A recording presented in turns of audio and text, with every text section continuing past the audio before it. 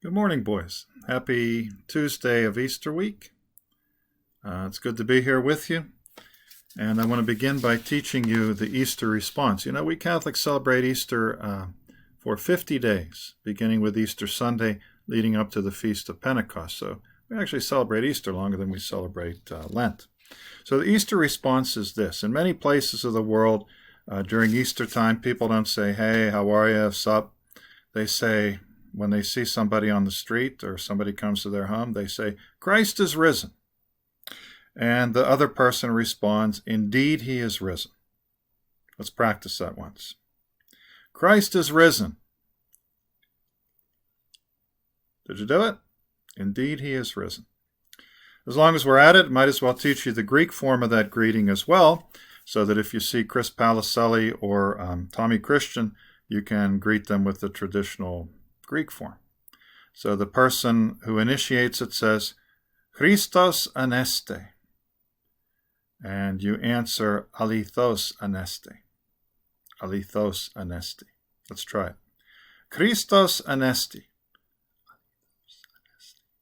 Alithos anesti. Okay? Try it once.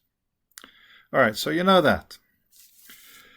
I want to go over some of the material in a couple of the sidebars in chapter 13. And the first sidebar is the one that's entitled, what's it entitled? Defending Your Faith, I think. So defending the faith is a part of Christianity called apologetics, where we give a rational, reasonable explanation of the things we believe and profess as Christians, in particular as Catholics. So someone might come up to you because there's a lot of misunderstanding about the church and say, "Hey, you Catholics are kind of dumb. You're off track because you follow the Pope instead of following Jesus or following God." Well, you tell them this. You tell them that we Catholics first and foremost follow Jesus Christ. He's our Lord and Savior. He's the direction of our lives, the source of our being, and so we follow Christ first. However, every good football team needs a quarterback. Every organization needs a leader. So if we Catholics are going to be the body of Christ, we need a leader to help us to carry out our mission, to keep us on track. And we Catholics regard the Pope as, we call him the Vicar of Christ, as the human representative appointed through the power of the Holy Spirit, through the power of God, to lead and to guide his people on the road to salvation. The second question that comes up sometimes that you see in the sidebar, defending your faith, is, what about if someone says to you, "You know, I don't want to be a Catholic anymore," or "I just don't get you Catholics. You're all a bunch of hypocrites. You're a bunch of sinners. Why would I want to join a group that was nothing but a bunch of hypocrites and sinners?" Well, if they say that, you say, you're absolutely right. We Catholics are hypocrites. We are sinners. And that's why we get together.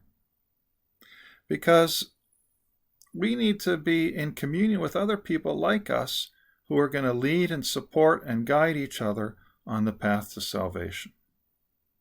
Sick people need a hospital. People who are well don't. The church is our hospital.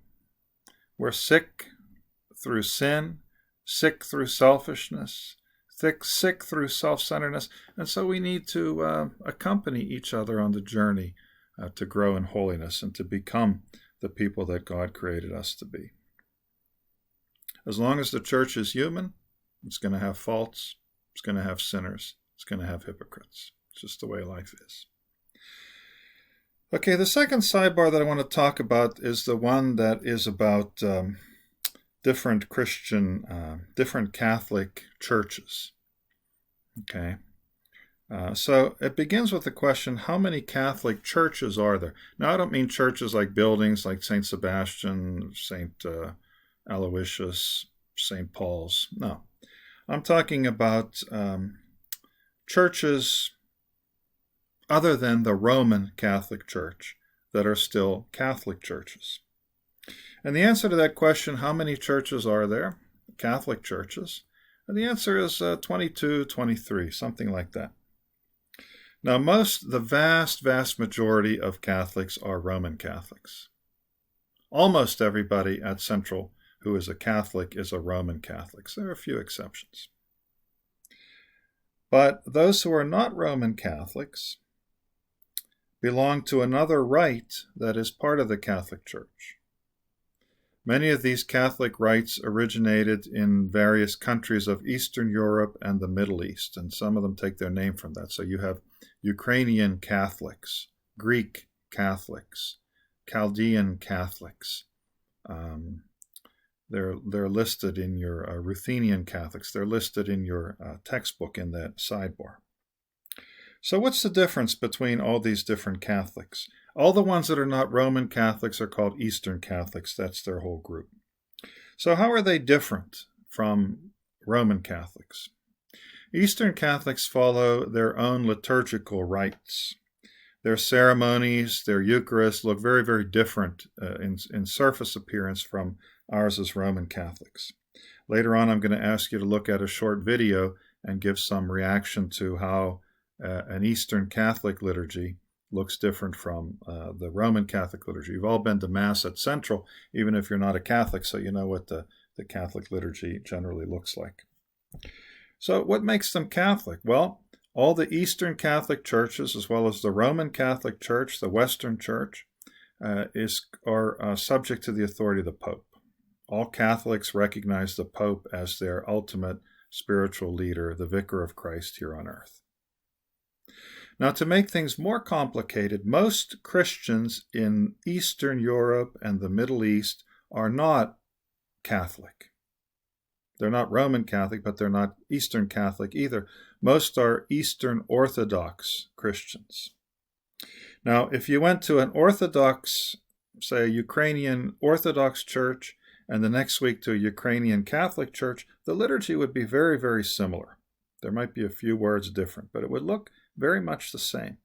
So what's the difference between a Ukrainian Catholic and a Ukrainian Orthodox? Well, Ukrainian Catholics, again, submit to the authority of the Pope as their spiritual leader, whereas Ukrainian Orthodox Christians have their own spiritual leader, their own metropolitan, and that leader is subject to the authority of the Patriarch of Constantinople. He is something like what the Pope is to us as Roman Catholics. Okay. Now, we Catholics believe that the Orthodox Christians, even though they're not united with us under the Pope, maintain the apostolic succession.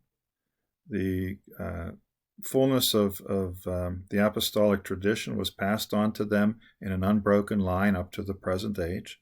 And so we believe that Orthodox Christians also have valid sacraments. Even though they look very different from the way Roman Catholics celebrate the sacraments, they are the same spiritual realities as Catholics practice. Pope John Paul II called the Eastern Catholic churches and the Roman Catholic Church, the Western Church, the two lungs of the church. Now, what do you mean by that?